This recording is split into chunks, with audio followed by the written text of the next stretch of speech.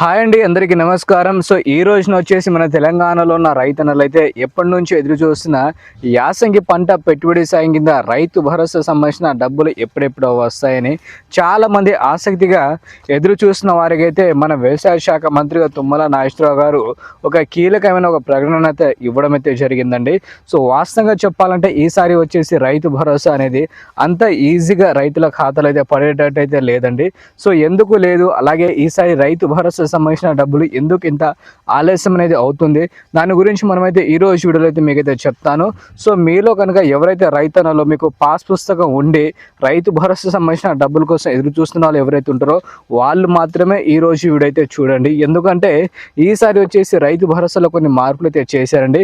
ఆ మార్పుల వల్ల దాదాపుగా చాలా మంది రైతులకైతే రైతు భరోసా సంబంధించిన నిధులు అనేది రావట్లే. కాబట్టి సో మనమైతే ఈ రోజు వీడియోలో అన్ని విషయాల గురించి మనమైతే మాట్లాడుకుందాం అండి.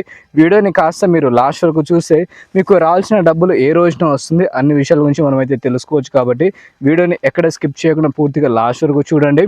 మరి కొత్తగా చూస్తున్న రైతన్నలు ఎవరైతే ఉన్నారో తప్పకుండా వెళ్ళి మన ఛానల్కి అనేది సబ్స్క్రైబ్ చేసుకోండి. సో చాలామంది సబ్స్క్రైబ్ చేయకుండానే వీడియో అనేది చూస్తుంటారు. సో ముఖ్యంగా చూసుకుంటే మన తెలంగాణలో ఇప్పుడు డిసెంబర్ నెల నుంచి యాసంగి పంటలు అయితే వేయడం అయితే జరుగుతుందండి. సో యాసంగి పంటలకి పెట్టుబడి సాయం కింద రైతు భరోసా ఇస్తాం ముందుగానే అనేది చెప్పింది వద్దంటే కాంగ్రెస్ ప్రభుత్వం అనుకోవచ్చు అండి. గతంలో చూసుకుంటే పంట వేసిన తర్వాతైనా వచ్చేది కదా. సో ఈసారి అలా కాకుండా మీరు పంట వేయకండి, మనమే పెట్టుబడి సాయం కింద డబ్బులు ఇస్తామని ఎలక్షన్ ముందు మనకైతే హామీలు అయితే ఇవ్వడం అయితే జరిగిందండి.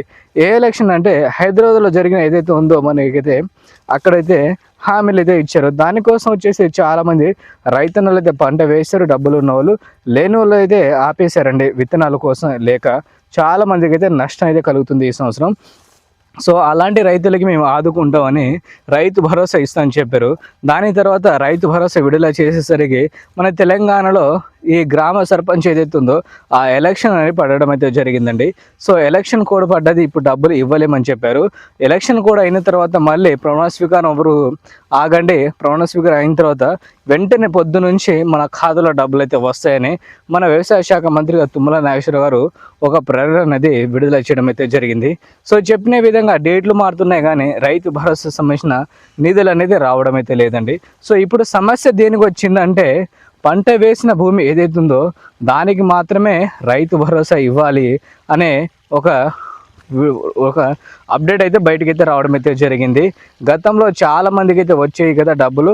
సో అలాంటి ఇప్పుడు చేయకుండా పంట వేసిన రైతులు ఎవరైతే ఉంటారో వాళ్ళకి మాత్రమే ఈ రైతు భరోసా సంబంధించిన డబ్బులు విడుదల చేయాలి. దానికోసం మళ్ళీ ప్రభుత్వం ఏం చేయాలంటే సర్వే ఏదని చేయించాలండి.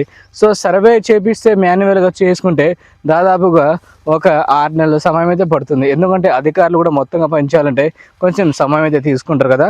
సో అలాంటిది ఎప్పుడు ఏం చేశారంటే శాటిలైట్ మ్యాపింగ్ అండి.